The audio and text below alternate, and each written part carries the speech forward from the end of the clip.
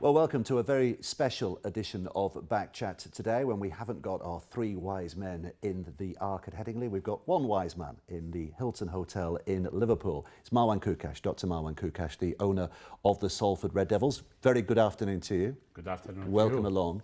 2.5 years now as the owner of Salford Red Devils.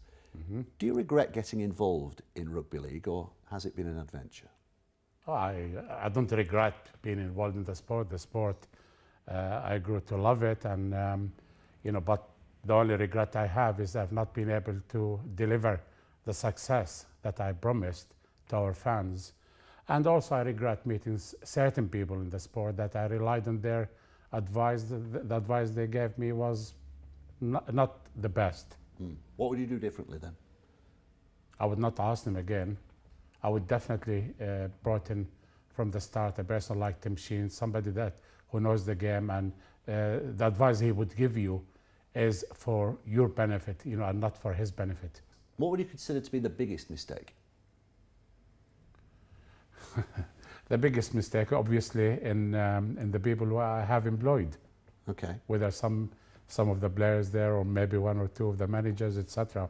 So you're in the middle eights at the moment. I mean, when you arrived, you would not have envisaged a team that you were investing in to be in the middle eights at this stage. Where at the time, when you first got involved, where would you have expected Salford to be 2.5 years Well, ago? really, I mean, in year one, I was there, was too late to do any changes to the team, and if we did, it wasn't going to make a massive difference.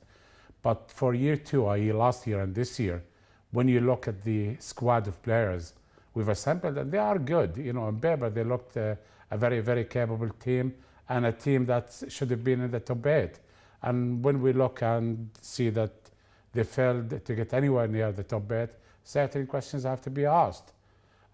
People ask the questions of me, and I accept that.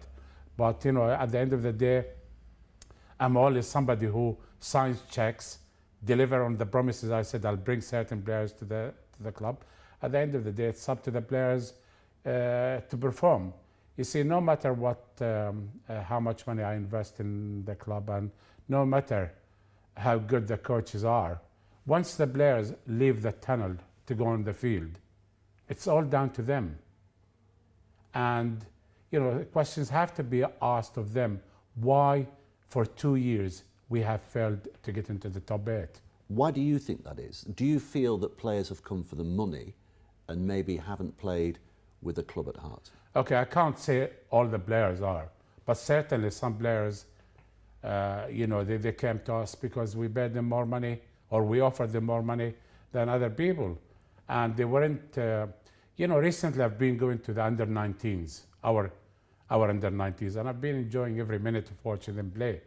And you could tell there's a real team spirit there, where people are not playing because it's a job for them, it's because they wanted to perform for the club. Whereas with the first team, look, at the end of the day, I appreciate they want to earn money and they want to earn as much as they can, but they also have to perform. And when you look at their performances, I didn't get the feeling that they were playing for the shirt. And as a result, maybe we should have built the team on a more solid foundation and started from the very bottom, i.e. investing in the youth and bringing 2-3 players from that under-19 into the first team squad. So you have people in the team who are connected with the club. They don't necessarily need to be Salford players or players that are born in Salford, but as long as they come through your academy, right, they represent the club, and they're not there just for the money. That is a medium to long-term project, isn't it, bringing kids through? So in terms of your short-term project... But that process had already started. Yes, but in terms of the short-term project now of recruiting for next year, how do you change your recruitment policy? Well, at the end of the day, and I've said this before, my job in the club is limited to supporting Tim Sheens on the rugby side and Martin Vickers, the CEO, on the admin side. And when I say support them, don't make decisions for them, support them financially. Because without me, let's face it, there won't be a club, right? And, or without my money, there won't be a club. Now, in terms of recruitment, Tim meets up on regular basis with his coaching staff, and they do identify the players, and they have many players on their list. But at the end of the day, they need to be the right players for the club. Possibly, maybe not the biggest, the most talented or the biggest names, but as long as they will be the right people for the club and they're coming for the right reasons, they are the people we want. So that presupposes that Tim Sheens is going to be here for a while. Are you expecting him to be here next year? And what's the role?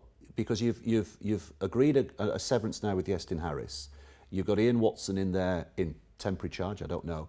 Does Ian Watson carry on in that role with Tim above him, or how does it change? Well, with Tim, I'm absolutely confident that he will be with us for the next 2 to 3 years. As long as that? Yeah, in what role, I don't really know, okay? Also, I'm confident that we won't need to bring in or recruit anymore into our coaching staff. So it's gonna be between Tim, Ian Watson, Martin Gleeson, Gareth Carville. They're going to be in charge of not only the first team, but also the 19s.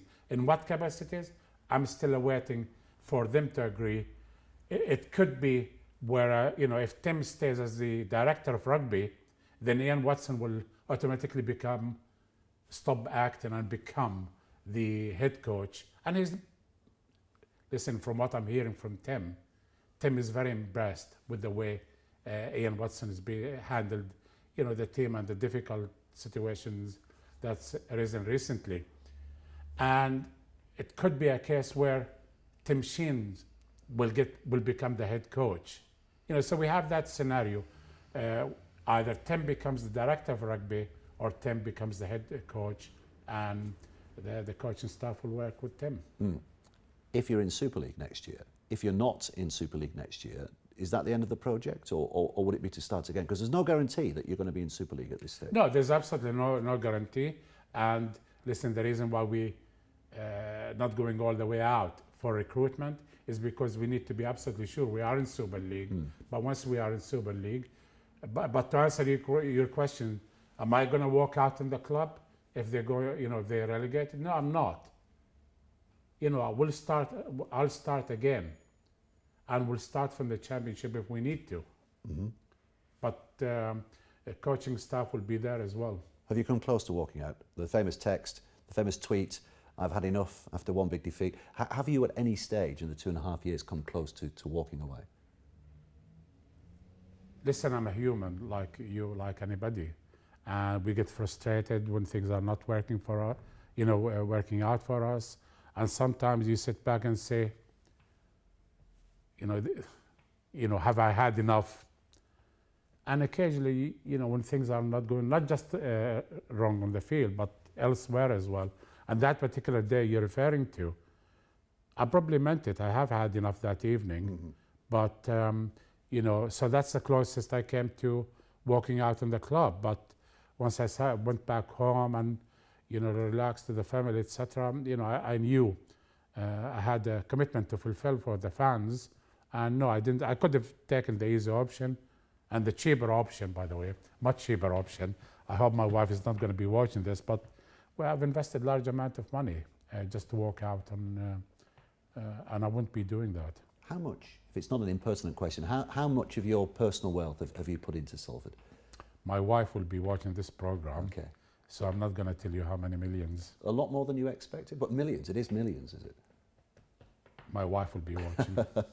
Is it more than you expected? A lot more. Yeah. And listen, the investment I have made in the club is the biggest investment that's been made into any rugby league club in the last 2 years, whether it's Super League or NRL.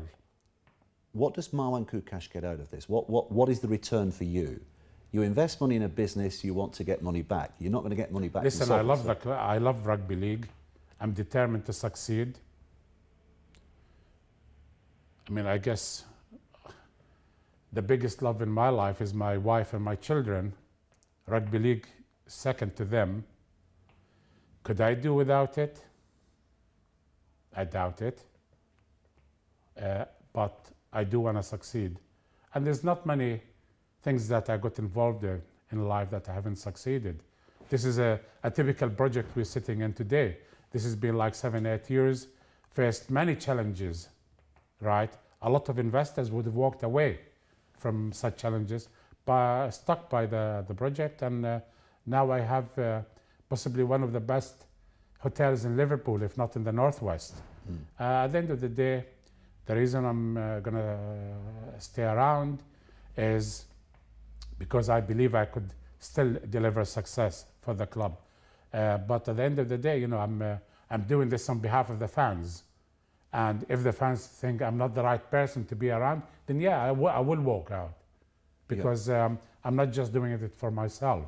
I'm doing it for the fans, for the Salford public. But if they think there is better person or there's better way of building the club, then I'm more than willing to leave it to them to do. You talk about the money you've invested, and you know, when you came in, there was a big frisson around Rugby League. Here's a man who's got a lot of money to invest, who can really turn this club around. There's been a lot of negative publicity come out of Salford. Stories about players not being paid, about bills not being paid. What would you say to that? I mean, how do you answer that question? Talk is cheap, right? You could turn around and say, I went to Marwan's hotel and he hasn't fed me, etc. When I know that I'm going to be giving you a very good meal later on. It's up to people to say what they want, but they have to, at the end of the day, be accountable for it. And I'm not going to be talking about mentioning names of players, etc. But there's been 2 well-publicized stories, right, that we haven't paid those players. Let me assure you 100% that I don't owe them a penny. The court hearing, there's already been one hearing. There's another one coming up shortly, which I'm absolutely confident, you know, the name of my club will be totally cleared. Now, there has been 1 or 2 cases when the players weren't paid on time. But do you know why? Because we paid them early. Right. So there's never been a late payment? There's never been a late payment of wages to players. Never. The only times they haven't been paid on time is when they've been paid early. And it hurts me. It hurts me to read stories that Marwan hasn't paid us, or, you know, wages are late, etc. Because in business, in everything I do, you rely on your reputation, right? People in the past where I could pick the phone up and speak to any player in the world that I wanted to because of the positive reputation I had in racing and in business. Now, certain individuals are determined to ruin that, right? And if I come out publicly and fight them back, I don't want people to criticize me by saying to me, you should keep these things behind closed doors. At the end of the day, it's them individuals brought this to the public, and it's my job to fight back or to protect the reputation of our club. The stories don't surface, though, from clubs like Wigan, Leeds, Hull, St Helens. Why do you think they're surfacing at St Helens then, if they are not true? I don't know why, but maybe people grew to want a story coming out of Salford every week. And when I got them used to that in the first year or 2, and now they're making up their own stories. But look, there are some elements out there that would love to see the demise of Salford or the demise of Marwan Koukash, you know, in terms of being out of the game. And, mate, all what you have to do, right, just to examine, you know, the recent public stories about players haven't been paid or wanting to leave, and that we have been breaches of contracts. I'll tell you this, it's the works of small-time agents and small-time lawyers. Just quickly on Rangi Chase, at the moment there's a story surfaced this week about him being suspended. Is there anything you can tell us about that at this stage? No, I'm not going to discuss the reasons behind it. It's like everybody, you know, well, not like everybody, because you only got to hear about it today. I got to know about it a couple of days ago when the rugby side told me of their decisions.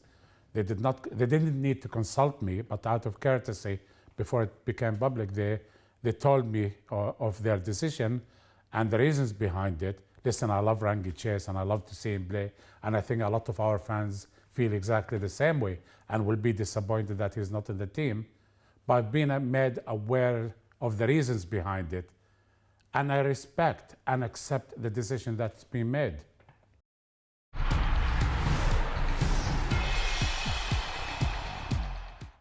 Well, welcome back to this special edition of Back Chat. Marwan Koukash, the Salford owner, is with us today. Marwan, you've had some stinging criticism from within the game.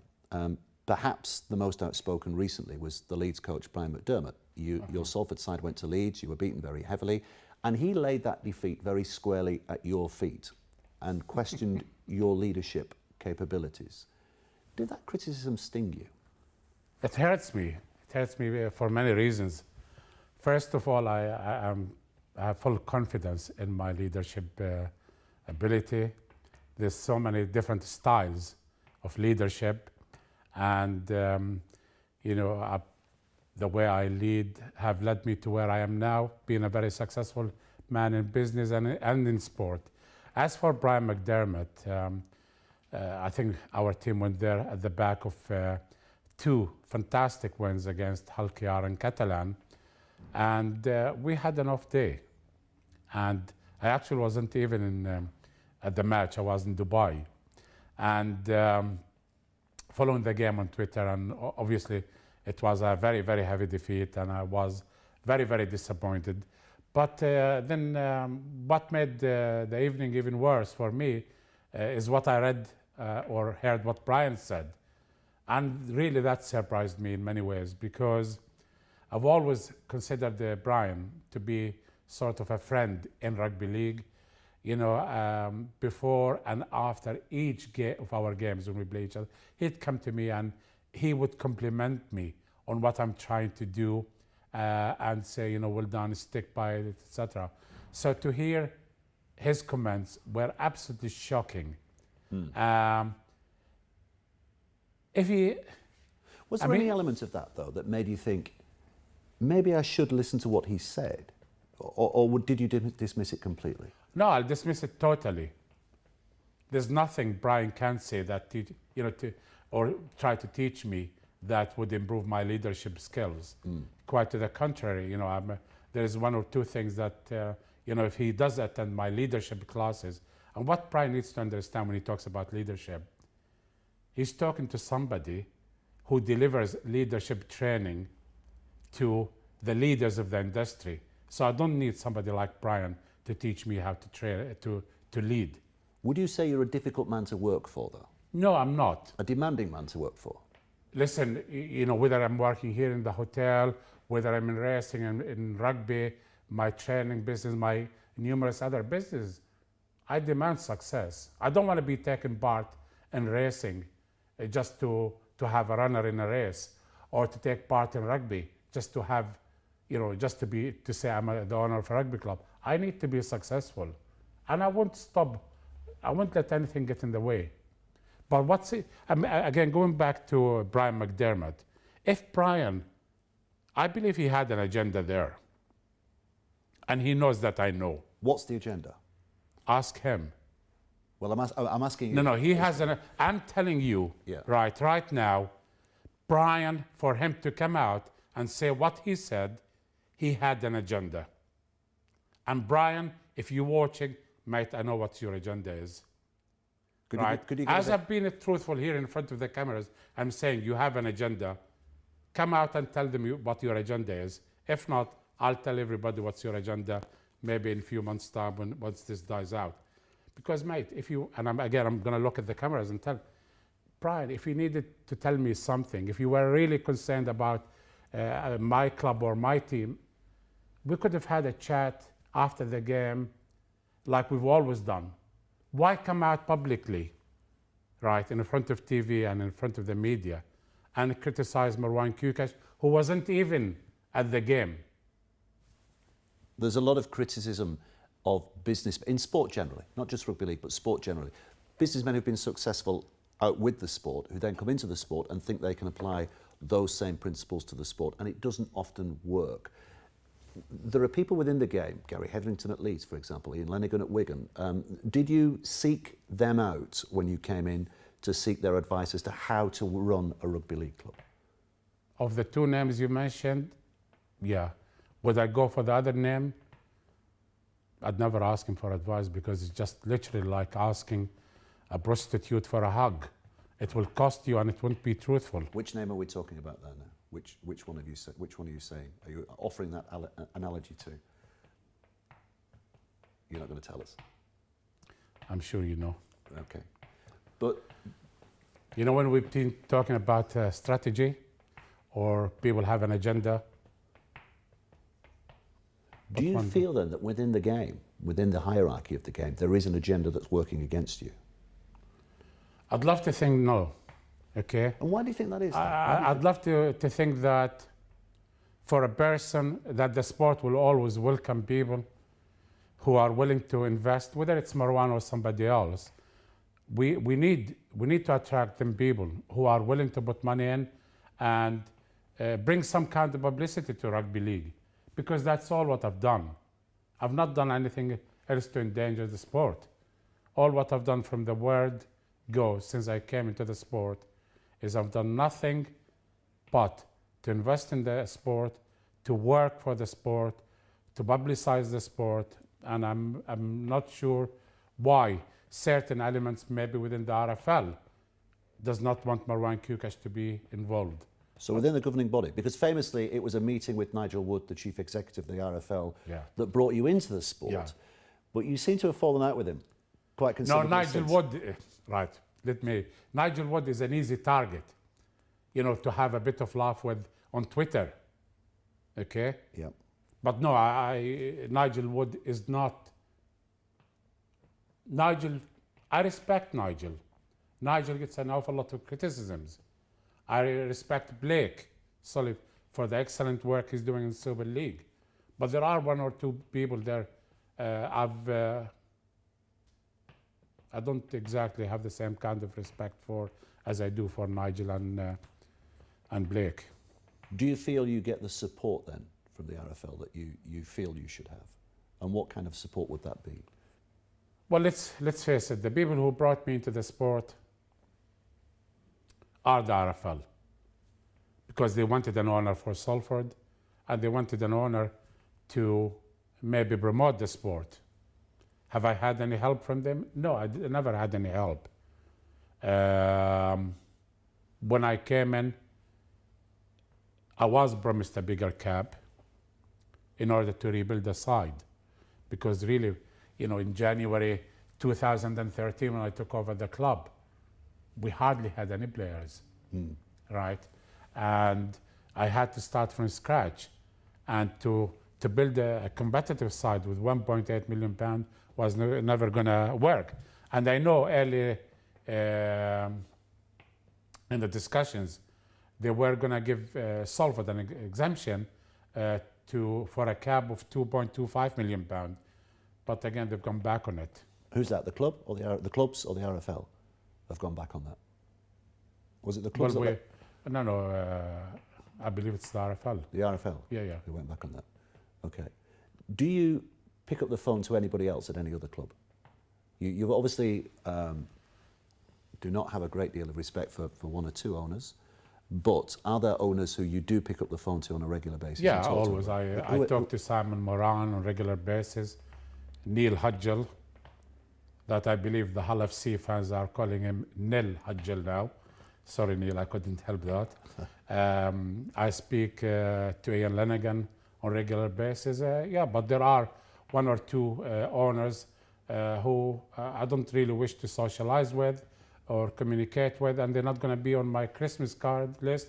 I'm not going to send them any Christmas cards, and I'm not going to expect one from them either. Okay. One of the big ideas that you brought to the game, or certainly your voice was the strongest behind, was the marquee player. I think it took 5 votes for that to go through, but it eventually has gone through, and now we have the marquee player. What difference is that going to make to the game? What difference?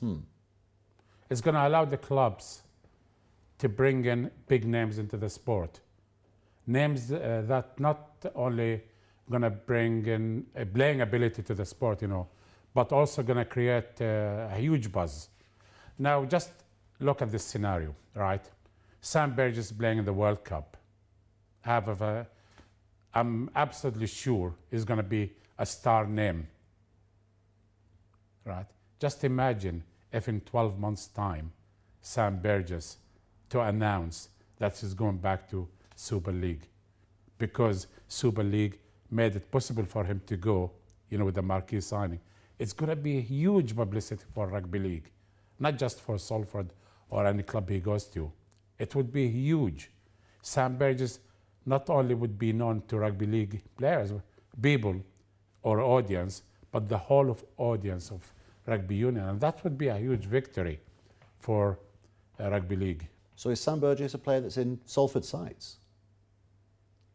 Well, again, it all comes down to the boss, and here the boss, I'm talking about Tim Sheens, and the marquee player we were never going to sign him this year because the player or players we wanted are not available. In 2017, we are very confident that in Salford, we will have a marquee signing, and top of that list will be Sam Burgess. So we can't expect any big names next year from Salford, but in 2017, we could expect an absolute stellar name, and Sam Burgess could be a target for you. You see, when I say to you things like Tim Sheens has been a calming influence on me and everybody in the club, there are some big names available for next year, 2016, but are they the right players for the club? And when you sit and talk to the wise man, Tim, he tells you why they're not the right people for the club. Generally speaking, our mouths are watering at the prospect of what you're hinting at there. But generally speaking, how much of a difference can the marquee player make to Rugby League generally? Because we see the NRL, whose salary cap is going up and up. We know that Rugby Union are spending a lot more than Rugby League can afford. So apart from the one or two clubs, Salford being perhaps an exception, are you expecting many marquee signings from clubs? Well, I think the likes, again, I don't want to interfere with other people's businesses, but the likes of Wigan, I presume they'll use that allowance to pay for the likes of Sam Tompkins. Leeds, no doubt, will use their allowance to pay for, Watkins or whoever they choose to put in there. St. Helens will probably do the same with one of their players. Realistically, I think only us and Warrington are going to have marquee players, 2017, etc. But Sam Tompkins is a marquee signing. And the fact that St. Helens could keep the likes of James Roby or Leeds could keep Watkins, etc. That's what a marquee signing has enabled the clubs to do. And do you feel, I think the famous phrase, time to put your money where your mouth is, I think that came from the Leeds chief executive, Gary Hetherington. Yeah. Do you feel that if you can make a big signing, if you can bring a Sam Burgess in 2017, that justifies what you're doing? And if you fail to do that, then does again that reflect on what you're about? A marquee signing, for us to justify all this work that's been done, and like you said, 5 votes, right?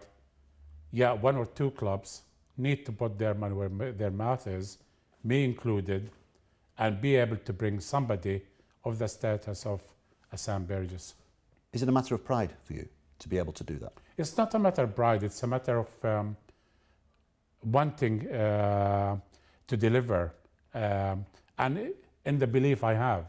And I still believe and will always believe a marquee player will take the sport from there to there. Yeah. It's a tough road though, isn't it? Because Rugby League's a long way behind the NRL. The Super League's a long way behind the NRL. It's a long way behind the NRL, and it's a long way behind Union. Yeah. And we all need to work in the same direction, pull together. And I don't want Super League or Rugby League to have 2 camps. The Gary Hetherington camp and maybe the Marwan Koukash camp, where we're pulling in different directions. Is there a danger of league being blown out of the water this next few months because of the Rugby Union World Cup? Do you worry a danger of rugby league being blown out of water? The Rugby Union World Cup. We have to be about careful. What's on the horizon? We have to be careful, right? Because one of the on the same day as the grand final that's going to be played in Manchester, we see Union have scheduled one of their games, World Cup games, earlier in the day in Manchester. That's not coincidence. They're going all out to fight rugby league, and but rugby, they know how to market their sport.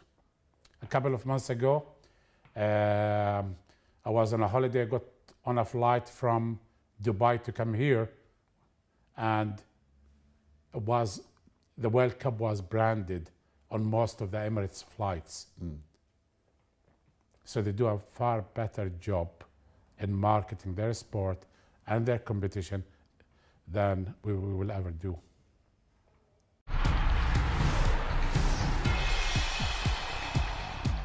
Well, welcome back to the third and final part of this Back Chat special with Marwan Koukash, the Salford Red Devils owner. Marwan, you find yourself in a bit of jeopardy at the moment, or the club finds itself in a bit of jeopardy at the moment with the middle eights. As we said earlier, no guarantee of you being in Super League next year. How's the system working for you?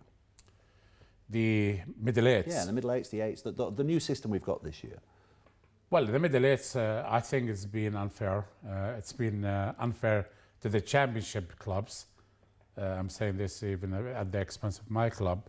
Now, when a salary cap is introduced, it's introduced so that all teams could play at a level playing field.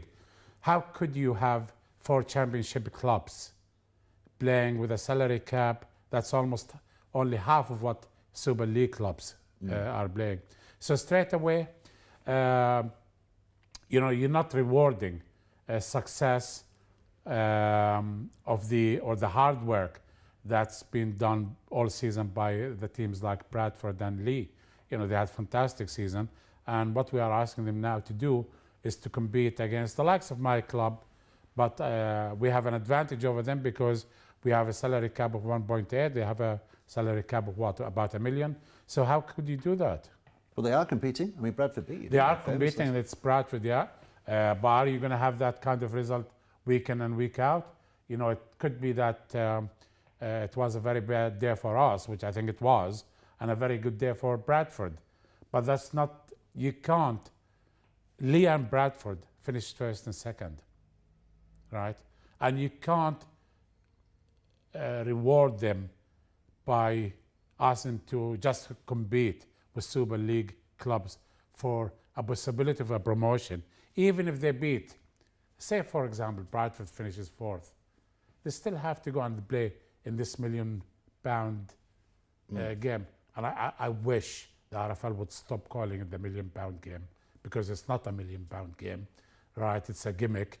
It's not a gimmick. When I say a gimmick, the name is being given to it as a gimmick. It's not £1 million, full stop. But again, the team that finishes, if Bradford finishes 4th, they still have to play another game to get a chance of being promoted. So the bottom 8, there's no way it's a fair system. What the RFL should do is to allow championship clubs in the middle 8s to recruit players, even if they have to do it on loan, right, for a short period, so they are given a fair chance of competing against Super League clubs. We strengthened for the middle 8. Wakefield strengthened for the middle 8. Lee and Bradford couldn't because they didn't have room in their cap. One of the issues that's been raised about the 8s, the top 8s, the middle 8s, has been the crowds. They've not been as good as people expected. And your crowds generally have not been great. You had the famous free day where you let everybody in, but you didn't seem to get many more than you would normally get. How do you tackle that? How do you get people into Salford? Let me come back to Salford in a minute, because this is really about, you asked about the structure, etc. Yeah. Now, if we talked about the middle 8s, let's talk about the top 8s. I agree with the RFL. It's been a great new structure for the first 23 rounds, where every game mattered. Beyond that, we are only 3 weeks into the top 8s, and there are teams like Salford, it's not Salford, sorry, Warrington, Catalan and Hull have nothing to play for, right? Now, when you're talking about crowds, just look at the crowds between, I would be interested to see what the crowd between when Warrington play Hull. They've got nothing to play for. Of course, the crowd's going to be down. A better way of doing this would be to say, right, we want to reward success for the first 23 rounds, but we want to keep every game alive for, in the middle 8. And to do this, easy. You say, right, the top 3 teams qualify for, the semifinals.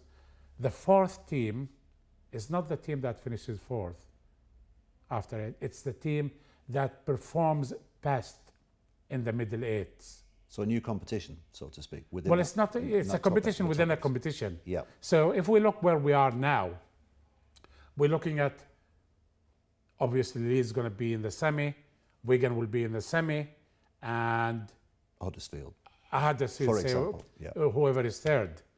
Now, St. Helens is 4th. They lost the 3 games, right? Why they should be rewarded with a place in the semi, whereas you get a club like Catalan or Hull have already won games. So what we say, right, for the other 5 clubs, guys, it's what you do in the top 8 that would count at the end of the season. That's interesting. But going back to Salford, I mean, how worried are you, and what do you do to reverse listen, that? I'm really very, very disappointed with our crowd. Yes, I have. I've done everything that I could do. It's in terms of making it possible for people to come in. Is it the stadium? Is it the stadium? The stadium is. Listen, the stadium is possibly one of the best in Super League. Yeah. I think once certain developments take place outside the stadium, and we're starting to see some of those there, right? And the new road linking the stadium to the traffic center. Sorry, the stadium will be one of the most accessible. Yeah. And it will become almost like a destination to go there. Okay, so that should help us a great deal. But what I also need to do is I need to take rugby league or promote rugby league into Manchester. Right? And there might be the possibility of us playing 1 or 2 rugby league games in Manchester. At Old Trafford? Main road? Wherever, we haven't decided. Yeah. Okay, but we do need to take the game into Manchester and entice them to come back to the stadium. Do you consider a rebrand then? Salford Red Devils, do they become Manchester Red Devils? No, I'll never call it Manchester Red Devils. Right, that's insulting Salford. Okay, but Salford, the Red Devils will always be known as a Salford club. Whether Salford name is there or not, the club will always be associated with Salford. By that, if in the future when people talk about Red Devils, I want them to automatically assume it's Salford. But if you start adding the word Manchester Red Devils, you've cut all your connections with Salford. So that connection, that umbilical cord back to where the club is born is very important to you. Of course, it's tradition, and I won't take that away from the club. So how do you break down that barrier? How do you make people in Manchester feel like this is something that they want to support as well? Maybe call it the Red Devils for them, and take a lot of people. When you have a sporting event in Manchester, whether it's netball or basketball, etc., when we're talking about in Manchester, people come and watch. So I'm going to take 1 or 2 games of rugby league to Manchester, right, and play there, and promote the game there that way. Is this next season? Would you do that next season? Wigan are famously taking a match down to Millwall. Yeah, and looking at the London it's a market, fantastic idea, and yeah, I will do it next year. Yeah. And the venue? I mean, it's the venue, they're pretty large venues, aren't they? Old Trafford. There are City some of large Manchester. venues, whether you use the likes of Old Trafford, etc. As long as you take the game into Manchester, we're looking at different venues, at different options. Yeah. Any other ways of increasing that crowd? What other ways have you failed to succeed in as a club, would you say? We need to have stability. Yeah. We need to have players who are performing for the club. You need success. With stability comes success. What would be success, would you say? Do you have to win a trophy? We've got a 3-year strategy From now? from 2016. Yep. In 2016, I wanted to have stability in the club and to have a team that could easily compete in the top 8 and even win that competition. 2017 will be the time I expect the club to grow and become a top 8.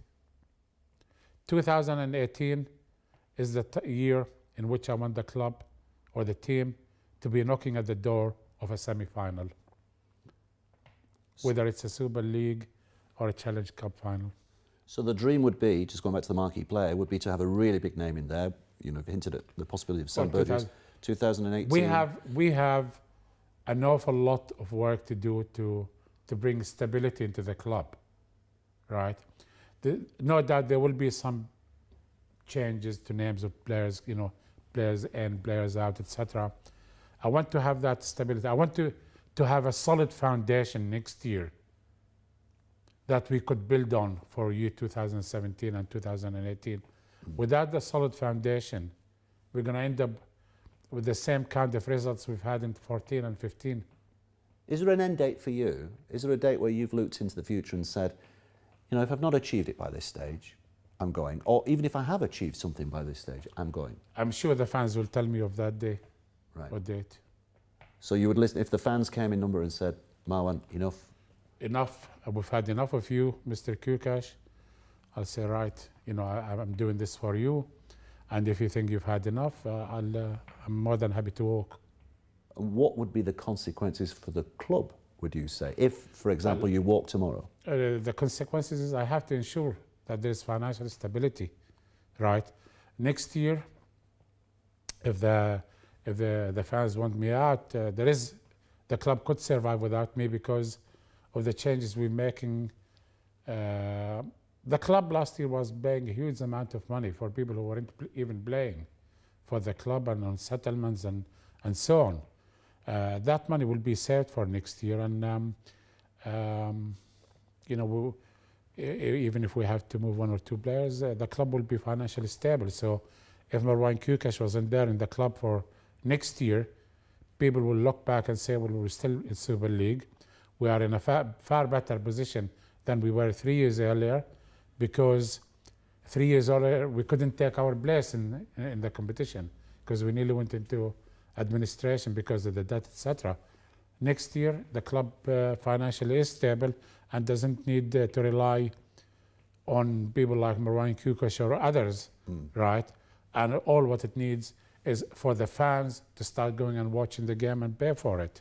There have been stories again this year about potential winding up orders, and you've talked about that publicly as well. Is there an end to that now? Is that it's gone. That's gone, and that will never happen again. Mate, it's peanuts compared to what has been invested in the club, the amounts we're talking about. And you didn't want to say before, in case your wife was watching, how much you've already put into the club. How much? I'm not going to tell you, because not only she's watching, or she'll be watching, yes, she's close by as well. She's listening as well now. But do you anticipate putting a lot more into the club, or from what you've said, do you feel it's more self-sustaining now? You know, when we talked about stability, I really believe, and I have a business plan and a financial plan for this, that next year the club could break even, right, and start to grow as not just as a team playing on the field, but as a brand as well. Start to grow in that brand. And to break even, that means getting more people through the gates, presumably. So have you got a kind of an average figure of how many you want to see through the gates for an average home game? Next year, we're looking at 4, between 4 and 4.25. Do we see more of you from here on in, or less of you? Because you've had a great profile. Twitter followers have enjoyed you. I don't think you've necessarily always enjoyed the replies you get back from Twitter followers. I get a sense that you've just stepped back a little from that recently. Have I just been missing it? I've been enjoying my family and enjoying the racing as well. But recently, I've had some big winners in racing. But is there not a conscious decision to step away from the limelight, or do you enjoy the limelight? Do I enjoy the limelight? No, I don't. No? So are we going to be seeing less of you, or more of you? Well, it depends. If you want another interview, I'm never going to say no. You know, it depends whether people want to see me or not. Yeah, but the Tim Sheen's influence, has that played a part? The Tim Sheen influence, the calming influence he has on me and everybody in the club. Maybe it's one of the reasons why you don't hear so much of me and you don't read so much nonsense on Twitter. And when you're in your dotage and you've retired from all of this and you're enjoying luxury on some island somewhere or other, how would you like to look back on your stewardship of the Salford Red Devils? Hard. It's been very, very tough. I don't think many people would stick around, and I would like to turn around, you know, to be remembered for being the owner that took the club to Wembley final in such a very, very long time. Marwan, thanks for joining us today. Not much to ask for, but that's my wish. Marwan, thanks for joining us today. Cheers, mate.